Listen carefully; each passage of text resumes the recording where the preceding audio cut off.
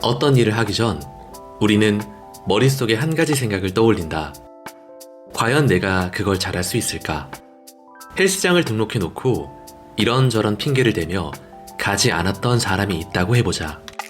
시간이 흘러 그 사람이 운동을 해야겠다고 마음먹은 뒤 또다시 헬스장에 등록하려 할 때 어떤 생각을 할까? 아마 지난번에도 돈만 내고 몇 번 가지도 않았는데 이번에도 그렇게 되는 거 아니야? 라는 걱정이 자연스럽게 들 것이다. 이와 같은 이유로 하고 싶었던 걸 하기도 전에 포기했던 기억이 당신 또한 한 번쯤은 있었을 것이다. 그렇다면 우리는 과거에 자신이 하지 못했던 무언가를 평생 하지 못하며 살아가야만 하는 것일까? 오늘은 자기 자신과 주변의 걱정에 지나치게 휘둘릴 필요가 없는 이유에 대한 내 생각을 말해보려 한다. 지난 한 달은 내게 있어 설렘과 동시에 고통스러운 시간이었다.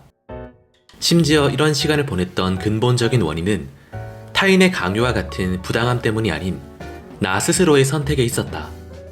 그것은 바로 식단과 새벽 조깅이었다. 사실 처음 이 두 가지를 시작한 이유는 단순했다. 한번 해보고 싶어서. 나는 어렸을 때부터 성인이 된 지금까지 먹는 것, 그 중에서도 간식을 정말 좋아한다. 그래서 저녁이 되면 과자나 초콜릿 같은 군것질 거리를 약간이라도 매일 입에 달고 사는 편이었다. 그렇다고 운동을 아예 하지 않은 건 아니지만 섭취하는 칼로리에 비해 움직이는 시간이 부족한 것은 분명했다. 게다가 브런치를 시작한 이후로 퇴근 후에 최소 2시간 이상은 앉아서 글을 쓰다 보니 당이 떨어진다는 이유로 전보다 간식을 사 먹는 날도 잦아졌다. 그렇다고 해서 갑자기 몸이 안 좋아지거나 건강상의 문제가 생긴 건 아니었지만 조절할 필요성은 있겠다는 생각이 문득 들었다. 인터넷을 검색해 매 끼니마다 먹을 곤약 볶음밥을 주문했다. 식단을 할 거면 운동도 같이 하면 좋겠다는 생각에 새벽 6시에 일어나서 조깅을 한 뒤 출근을 해야겠다고 결정했다. 그렇게 하루아침에 일상이 완전히 달라져 버렸다. 함께 일하는 직장 동료와 아르바이트생들에게 식단과 새벽 조깅을 해보기로 했다고 말했다. 이 말을 들은 그들 대부분은 놀라는 동시에 걱정하는 반응이었다. 사실 그들이 하는 걱정이 전혀 근거가 없는 건 아니었다. 왜냐하면 작년 9월부터 2월까지 일이 바빠 주 6일 출근을 하고 있었고 그로 인해 누적된 피로가 상당했기 때문이었다. 그들의 걱정 어린 시선에 대한 내 대답은 너무 힘들면 그만하면 되죠 였다. 솔직한 심정이었다. 누가 시켜서 한 것도 갑작스레 건강이 나빠진 것도 아니었기 때문이다. 일단 시작은 하되 너무 못하겠다 싶으면 언제든지 그만둘 작정이었다. 그래도 호기롭게 말을 뱉었으니 못해도 일주일은 해보자 라는 마음도 있었다. 식단과 새벽 조깅을 시작하고 난 후 일주일은 의외로 버틸만 했다. 오히려 새롭게 느낀 것들이 더욱 많았다. 비몽사몽한 상태에서 6시에 밖으로 나갔을 때 나보다 일찍 하루를 시작한 수많은 이름 모를 사람들, 칼로리가 낮은 식사를 하면서 느끼는 배고픔으로 지금까지 얼마나 불필요한 음식 섭취를 해왔는지에 대해 달라진 일상의 첫 주는 그렇게 무난하게 지나갔다. 문제는 2주째부터였다. 똑같은 루틴으로 하루를 보냈는데 그것을 해내기 위해 필요한 에너지는 절반 이상으로 줄어들었다. 달콤한 음식들이 자꾸만 생각났다. 퇴근 후 집으로 돌아갈 때 마주한 편의점 앞에 진열된 간식들에서 시선을 떼기가 힘들었다. 이대로 가다간 한순간에 무너질 것 같아 검색을 통해 저칼로리 간식들을 사놓고 그것을 대신 먹으며 허기를 달랬다. 새벽 조깅 또한 마찬가지였다. 밖으로 나가자마자 얼굴을 때리는 공기는 너무나 차가웠다.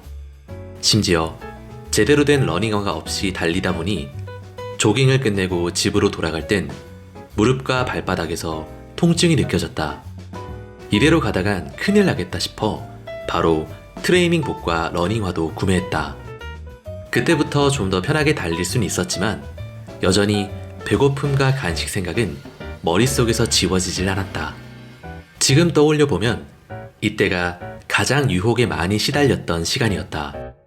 먹고 싶은 것을 먹지 못하니 평소보다 날카로워졌고 사소한 것에도 짜증이 나는 듯 했다.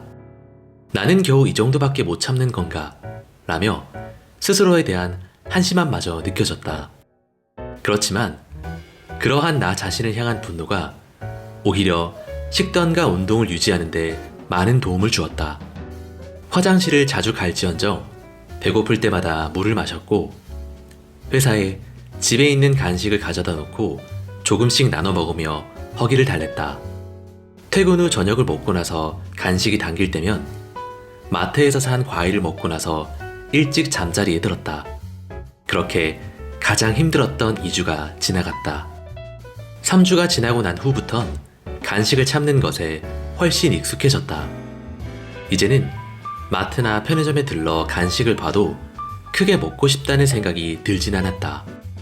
이제 그만해도 되지 않을까 라는 생각들을 넘어서자 모든 게 한결 편안해지고 수월해졌다. 알람이 울리기도 전에 눈이 먼저 떠졌고 처음 달릴 때보다 훨씬 더 먼 거리를 안정감 있게 달릴 수 있게 되었다.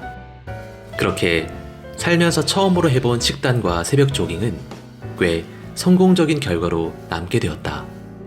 3월이 된 지금도 여전히 식단 조절을 하고 있다. 물론 2월처럼 철저하게 지키진 않지만 하루에 최소 2끼는 저칼로리 식사를 하고 있는 중이다.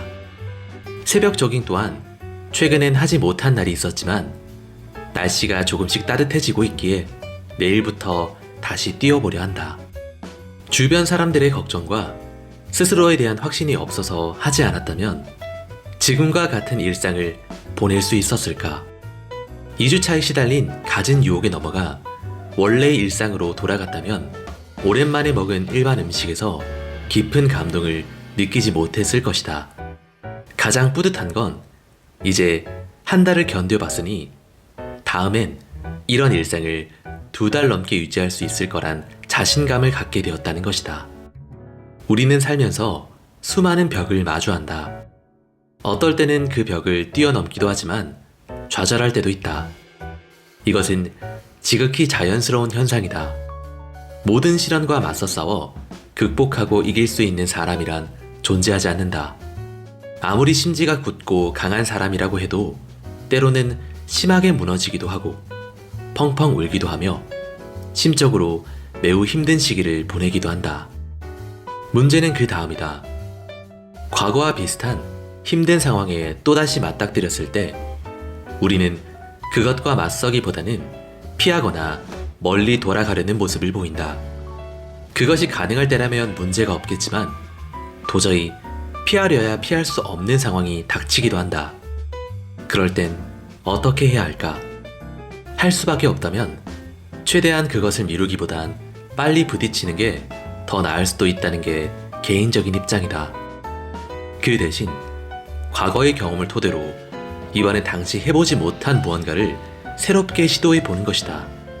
설사 과거와 마찬가지로 실패하거나 좌절할지라도 또 다른 새로운 경험은 당신 안에 그대로 남는다. 누적된 경험은 당신도 모르는 사이에 심신을 전보다 강하게 만들어준다.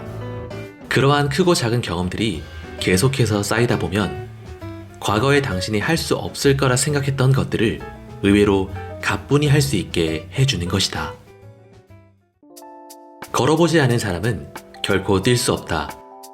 하지만 일어서서 한 걸음이라도 걸어본 사람은 그 다음 발걸음도 옮길 수 있다는 희망을 보게 된다. 그렇게 한 발자국씩 걷다 보면 조금씩 걷는 속도가 빨라진다. 그리고 그 속도가 점점 빨라지는 순간 당신은 문득 한 가지를 깨닫는다. 당신이 지금 뛰고 있다는 것을 말이다. 인생은 모든 것이 마인드 차이라는 말이 있다. 무언가를 할 수 없다고 믿으면 할 수 없는 이유를 찾고 무언가를 할 수 있다고 믿으면 할 수 있도록 행동하게 된다는 것이다. 내가 타인의 말보단 그 사람의 행동을 믿고 타인의 조언보다 나 자신을 믿는 이유이다. 할 수 없다면 하지 않아도 된다. 다만 그런 선택을 하기 전 한 번 더 스스로에게 되물어 보길 바란다. 만약 당신이 그것을 하지 않게 된 이후에도 스스로에게 포기하길 잘했어라고 떳떳하게 말할 수 있을 정도로 그것을 하기 위해 모든 수단을 써보았는지 말이다. 당신의 앞에 어떤 결과가 펼쳐지든 어깨를 당당히 펼 수 있다는 것. 그런 삶을 살기 위해 오늘도 나는 글을 쓴다.